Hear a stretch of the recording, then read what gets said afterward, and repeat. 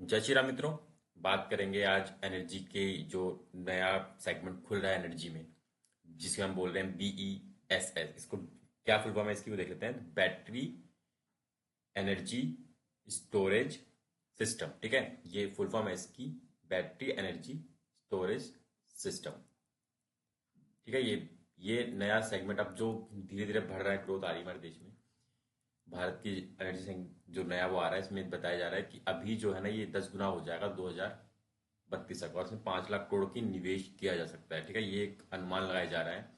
और प्रोजेक्शन क्या है इसका देख सकते हो आप, यहाँ से यहाँ तक पहुंचने का प्रोजेक्शन। ठीक है, ये तो कहाँ से कहाँ तक पहुंचने प्रोजेक्शन है वो मैंने बता दिया कि 500 मेगावाट से 5000 मेगावाट, यानी कि 5 गीगावाट तक जाने का प्रोजेक्शन है आने वाले समय में।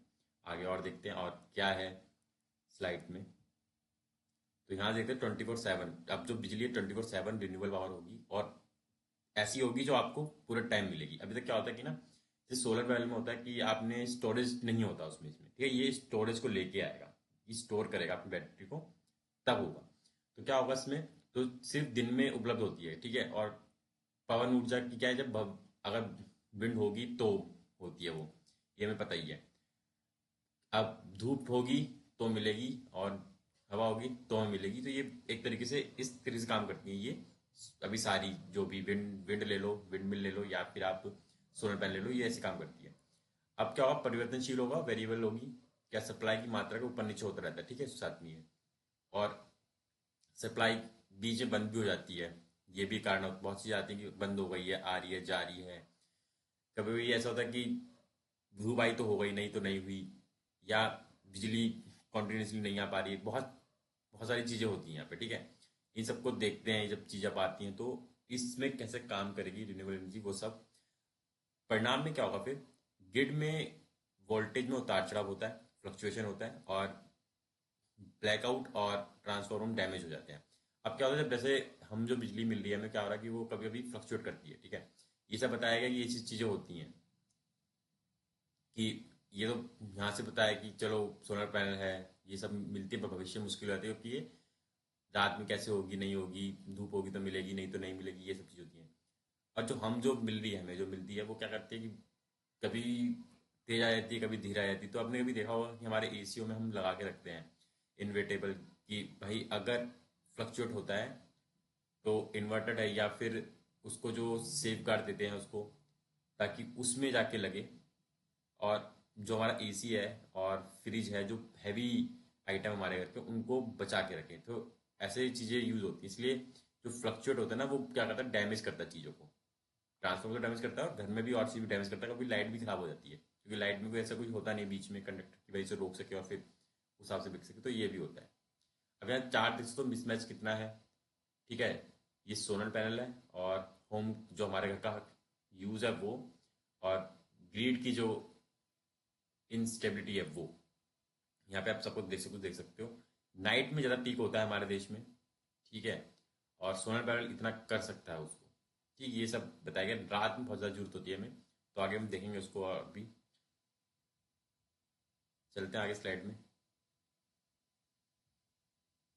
तो यहाँ पे क्या है, अब समाधान क्या है। बिजली के टाइम मशीन काम करती है, कैसे काम करती है वो देखते हैं। अब एक तो हो गया आपको PSP।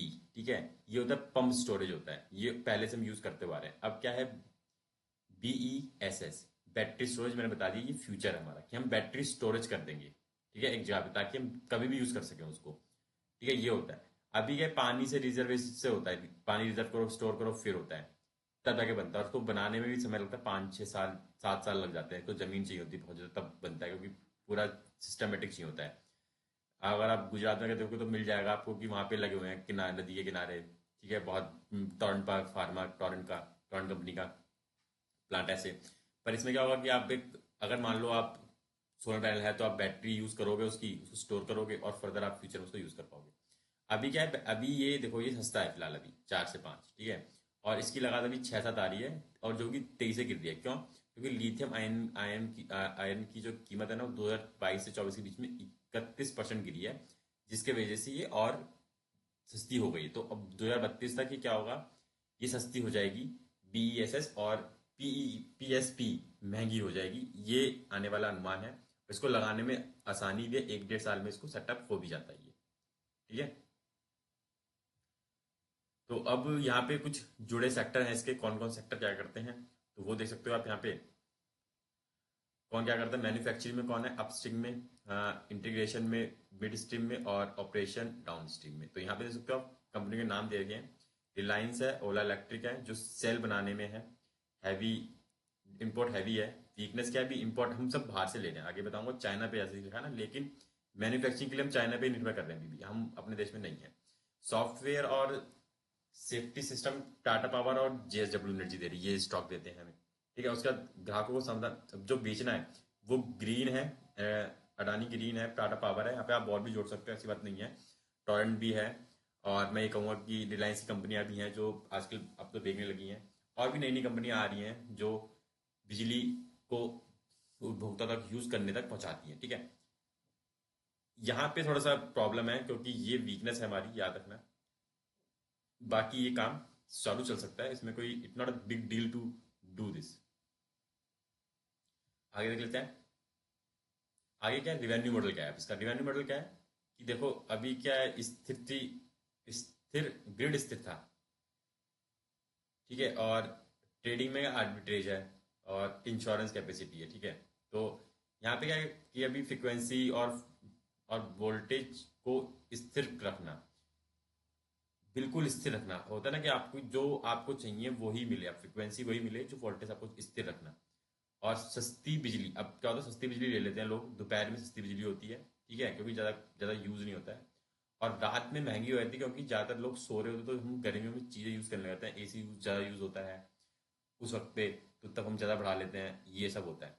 और फिर क्या, बैकअप पावर ज़्यादा डिमांड, जब डिमांड बहुत ज़्यादा हो तब सप्लाई देना, ये चीज़ अच्छी होती है। जब डिमांड ज़्यादा है तब हम उसको सप्लाई कर सकें, ये अच्छा है। इसमें क्या, आप जैसे आपने स्टोर करी दोपहरी में इसको अच्छे से, ठीक है, ये मैं मॉडल का बता रहा हूँ, स्टोर करी आपने और रात में आपने इसको बेच दी, जो भी आपने दाम लगाया, महंगा दाम थोड़ा सा, मान लो 4 में आपने स्टोर करी, आपने 5 में बेच दी, प्रॉफिट ले गए। ठीक है, तो ये तरीका हो सकता है, ये तरीका है इसमें, रात में बेच दो।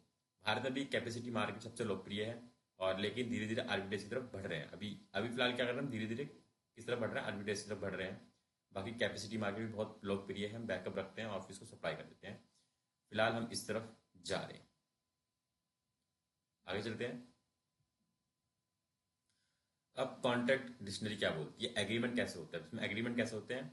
अब एग्रीमेंट जरूरी है देखना कि क्या कैसे, है ही नहीं तो फायदा क्या। बैटरी किराए पर देना, ठीक है, फिक्स प्राइस पर बैटरी किराए पे दे दी। मैंने कहा कि भाई ये लो, मैंने बना दी है, बैटरी भर दी है, आप इसको, मैंने इसको 10 रुपये में भरी है भाई। ठीक है, मेरी कॉस्ट आई 10 रुपये की, मैं आपको 12 रुपये दूंगा। ठीक है। तो अभी क्या है यहाँ पे, ये किराया, बैटरी किराए पे देने का है, 10 रुपये थी मेरी फीस, फिक्स कर दो फीस कि भाई मैं 12 रुपये में ही ये फीस दूंगा, मेरी 10 थी, 12 रुपये दूंगा, फिक्स हो गया। कैपेसिटी हाइब्रिड है, fixed fees uses, variable fees मत, जो एक तो है फिक्स फीस है और साथ में वेरिएबल फीस भी रख हो गई कि भाई अब कुछ ट्रैवलिंग है या फिर कहीं दूर चीज ले जानी है, तो वो चीज। अब गेम चेंजिंग क्या है इसमें, अब इसमें आता है नया वर्ड, FDRE। FDRE क्या है, firm and dispatchable renewable energy. ठीक है, फर्म जो है एक डिस्पैच करती है रिन्यूएबल एनर्जी आगे के लिए। तो रिन्यूएबल एनर्जी जो थर्मल पावर, कोयला की तरह भरोसेमंद 24/7 है। ये जैसे कोयला को हम क्या करते हैं, कभी भी बनाओ, बिजली में मतलब ही नहीं है, ज्यादा चाहिए ज्यादा बना दो, ज्यादा कोयला डाल दो, कम चाहिए तो कम कोयले से बना लो, पर अब फिलहाल बना सकते हैं। तो अभी क्या फिलहाल चल रहा है, अभी प्लेन जो सोनल है उससे हम सिर्फ 2.5 की है यूनिट, और जो एफ FDRE जो है वो 4+ में है पर यूनिट। तो इसको गैप ज्यादा है, अभी देख सकते हो, अभी ये बहुत बड़ा गैप है, ये 1.5 रुपये का। ठीक है, ये भी चल रहा है। नए डेटा प्लान वेलिला सिर्फ सोलर नहीं बल्कि FDRE या हाइब्रिड हो रहे हैं, मतलब ये नहीं कि सिर्फ हम सोलर पे ही जा रहे हैं, नहीं, अब हम यहाँ भी देख रहे हैं कि कोई बात नहीं, हम ऐसे करते हैं, हम जो है रिन्यूएबल एनर्जी को भी थर्मल पावर के साथ काम करते हैं, ताकि हमें जो आने वाले वक्त में दोनों चीज हो सके।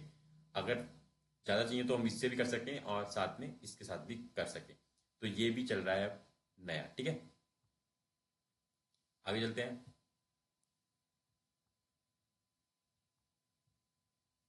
अब बड़ा बाजार और सरकार की सहयोग। अब बाजार बहुत बड़ा है, ये बहुत ज्यादा बड़ा बाजार है, मैंने बताया आपको। इस बाजार में 500 ये है, और आने वाले वक्त में ये हो जाएगा 5000। ठीक है, 10 गुना हो जाएगा, और इन्वेस्टमेंट हो जाएगी 5 लाख करोड़ बाय दिस।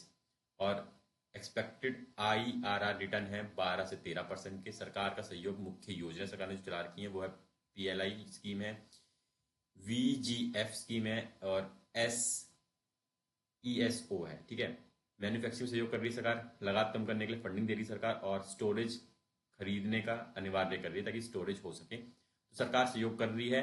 इसका मतलब ये आने वाले वक्त में आपको बहुत तेजी से बढ़ती हुई चीज दिखेंगी। इसके रिलेटिव जो स्टॉक होंगे वो भी अच्छे से चलेंगे, ऑब्वियस सी बात है। ये सब काम करेंगे, अगर ये सब चलेंगी तो स्टॉक काम ही ऐसे करता है कि भाई जो चीज भविष्य में होने वाली है उसको देख के ही ज्यादातर आपको दिखता है कि अगर प्रेजेंट में बात अलग है, फ्यूचर को भी देखता है मार्केट, फ्यूचर में आने वाले स्टॉक में क्या होने वाला है। तो उन स्टॉक को पहले से खरीद लेते हैं लोग। अगर मान लो कि 10 रुपए का स्टॉक है, वो उसको पता है कि आने वाले वक्त में ये स्टॉक और चल जाएगा, तो लोग वैसे लेके स्टॉक को चलते हैं। अब दिग्गज खिलाड़ी कौन कौन से हैं? तो दिग्गज खिलाड़ी हैं इसमें अडानी और रिलायंस। ठीक है, ये दिग्गज खिलाड़ी हैं। अडानी ग्रीन है इसमें, और रिलायंस इंडस्ट्रीज है। दुनिया का सबसे बड़ा रिन्यूएबल पार्क इसी के इनके पास ही है।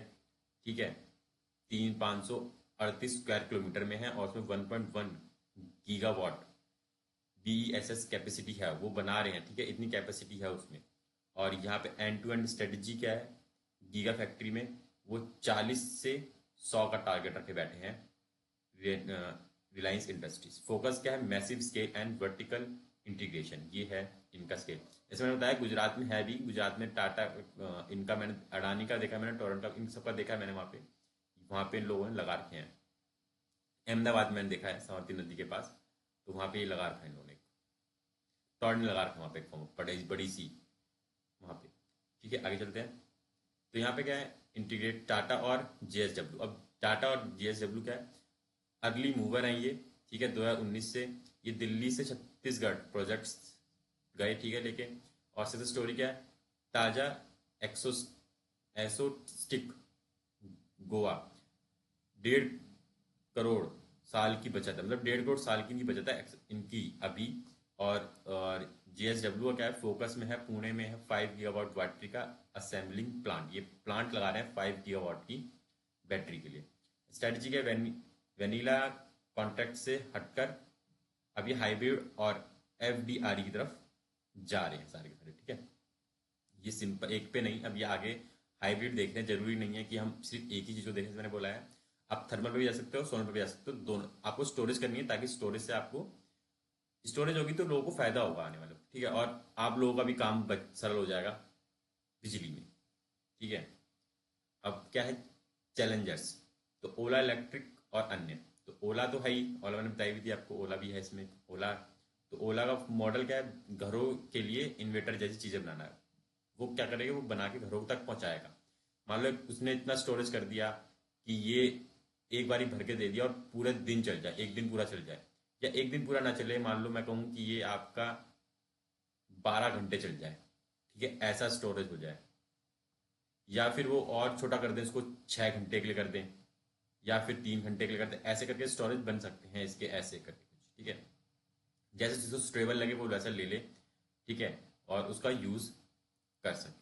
ठीक है, प्रोडक्शन क्या है इसकी? प्रोडक्शन है कृष्णागिरी गीक फैक्ट्री, और PLS स्टेटस है इसका 20 से घटकर 5 पे फोकस कर रहे हैं। फिलहाल अभी ये 5 पे फोकस कर रहे हैं, ताकि जरूरी नहीं कि इतना 20 पे ही रखें। पहले 5 करें और आगे फर्दर फिर करें। अदर खिलाड़ी भी ले सकते हो आप, यहाँ पे अदर खिलाड़ी भी हैं, ये सब अदर स्टॉक भी हैं।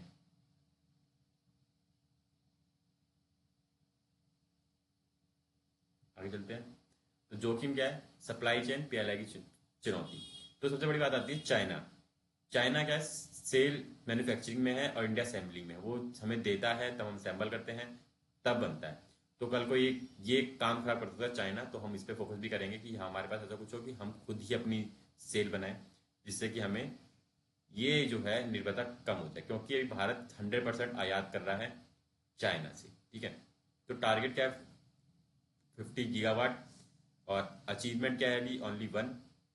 रिलायंस लगा पड़ा है, एग्जिस्टिंग पार्टनर का डिले हो रहा है, और राजेश है, और जीरो प्रोग्रेस इनका पर। ठीक है, स्टेटस अभी फिलहाल ये है। PLI reality check. अब ये रियलिटी बता मतलब PLI जो मैं स्कीम है उसके बाद भी अभी जो रियलिटी है हमारे, जो टारगेट हमने 50 के रखे हुए हैं पर अभी एक भी सही से पूरा नहीं है हमारे पास। और एग्जिट कर रहे हैं पार्टनर भी, क्योंकि डिले हो रहा है काम रिलायंस का। और राजेश का जो राजेश एक्सपोर्ट है वो तो जीरो प्रोग्रेस ही कुछ नहीं है, जीरो प्रोग्रेस है। तो ये भी आपको रियलिटी देखनी पड़ेगी, सच्चाई है साथ में ये, कि ये नहीं सिर्फ अच्छाई अच्छी बता दी, सच्चाई भी है कुछ इसमें जो आपको यहाँ पे देखने को मिल सकती है सब चीज़ें। आगे आता है कि जोखिम लगा तो अस्थिरता और ओवर कैपेसिटी। अब ओवर कैपेसिटी भी हो रहा है, जैसे वही पुराना ट्रैक कॉस्ट ट्रैप है और ओवर सप्लाई थ्रेट है। ठीक है, फोरकास्ट क्या है, पुराने बिट्स में गिरते दामों का अनुमान था। ठीक है, पुराने पुराने बिट्स थे वो गिरते दाम है उनमें। अब मेटल के दाम बढ़ने से प्रोजेक्ट्स अनवेरिएबल हो सकते हैं। ठीक है, अब मान लो मैं पहले जो 100 रुपये की चीज मिल रही थी, अब पता नहीं प्रोजेक्ट दाम बढ़ेंगे तो ये ऑब्वियस बात है कि उसके पैसे बढ़ जाएंगे, दाम बढ़ जाएंगे, फिर वो 150 का हो जाए क्या पता, और फिर आने वाले वक्त में उसको हम और महंगा बेचना पड़े। तो ये भी अनुमान है।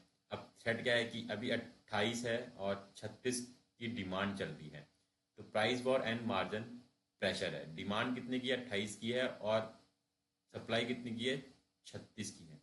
तो यहाँ पे क्या होता है, क्योंकि अब जब है ही नहीं, जब डिमांड कम की है और सप्लाई ज़्यादा हो जाएगी तो ऑब्वियस सी बात है उसका क्या होगा, फिर डिमांड गिरने लग जाती है। तो एक ये भी ओवरऑल देखा जाता है कि अगर चीज़ की डिमांड नहीं है तो फिर वो कामगर नहीं होती है, और उसकी सप्लाई ज़्यादा है तो ऑब्वियस है तो लोग उसको फिर कम में ही खरीदेंगे। तो इन चीज़ों में लोग फंस जाते हैं। ये एक ट्रैपिंग बताई गई है कि ट्रैप हो जाता है इसमें। ऑब्वियस बात है, अगर आप 10 की चीज़ है और वो 10 में ही बेचना चाहेगा, 11 में बेचना चाहेगा, कोई भी 1 रुपये प्रॉपर रखेगा रखेगा, पर अब जब पता लगा कि वो ज़्यादा डिमांड कम है उसकी, तो फिर वो क्या करेगा, वो उसको कम करके अपना मार्जिन रखेगा तो 10.5 कर देगा उसको उससे ज़्यादा। पर ये तो है नहीं कि वो 9 में बेचेगा। ये हो सकता है, इससे ज़्यादा कुछ नहीं हो सकता, ये इससे ज़्यादा कुछ नहीं कर सकते। तो अभी फिलहाल यही है, ओवर सप्लाई है। फोरकास्ट तो ये बताता है कि ओवर सप्लाई चल रही है फिलहाल इसकी। आगे चलते हैं। अब निष्कर्ष क्या निकलता है, तो अवसर और सावधानियां। तो ये जो है BESS भारत के लिए 2030 के लक्ष्य के लिए अनिवार्य है, और मार्केट में 10% ग्रोथ पक्की है। ये भी पक्की बात है कि ग्रोथ आएगी आएगी। और इशू है इंपोर्ट और लगात की समस्या रहेगी। ठीक है, ये भी है कि इंपोर्ट और लगात समस्या रहेंगी इसमें। निवेशक क्या ध्यान रखें इसमें, उन कंपनियों पर नजर रखें जो FDRE कॉन्ट्रैक्ट्स जीत रही हैं और सप्लाई चेन को कंट्रोल कर सकती हैं। मेन सप्लाई चेन है जो चाइना से आ रहा है, और उसके बाद फिर ये मैं तो कहूँगा अगर ये कॉन्ट्रैक्ट जीत लिया उसके बाद सप्लाई चेन कितनी अच्छी है उसकी और कितना कंट्रोल कर पा रही है, उस उन स्टॉक को अगर आप देखोगे तो डेफिनेटली आपको इस जो इंडस्ट्री में होने वाली ग्रोथ है उसमें आपको भी भागीदारी मिल जाएगी। ठीक है, तो आई होप आपको अच्छा लगा होगा। मैंने आपको एक नए टॉपिक के ऊपर जानकारी दी। ये टॉपिक अभी फिलहाल बहुत ही नया है, बहुत कम लोग बातचीत कर रहे हैं इस टॉपिक पे। मैंने देखा तो मुझे समझ में आया शायद इसमें आने वाले वक्त में कुछ स्टॉक जो उसके रिलेटेड है उसमें कुछ हो सकता है। तो बस एक वीडियो बना दी, और अगर अच्छी लगी तो बने चैनल पर। धन्यवाद।